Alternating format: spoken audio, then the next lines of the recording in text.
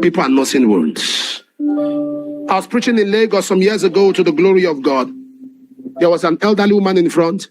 I held her hands and I prayed for her. So I moved around again. I came back to her. I said, Mommy, before the end of this program, you are going to become a landlady. She said, Amen. I will prophesy on others come to her. I said, Mama, I don't know who you are, but before the end of this program, you are going to be a landlady. I said, Amen.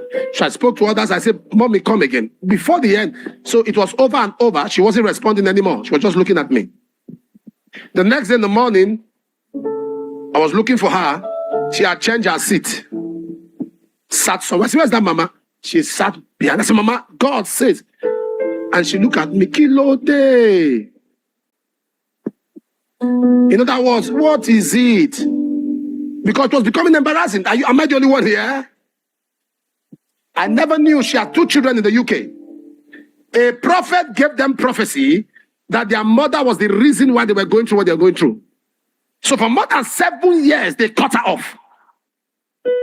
Nobody was talking to her. She was struggling. That afternoon, the brother called the sister that they had a dream. See what they saw. The sister said, I saw the same dream. And both of them called Mama, began to apologize to her. She gave testimony in the evening session and began to apologize to her. She said, I sold my clothes. I sold my jewelries to send these children abroad. For 7 years, they cut me off. To cut the long story short, the female, who is the daughter, the husband gifted her a building. So she called Mama and said, my husband just gave me a building. I'm changing the name on the papers. I'm giving you the house. Wait.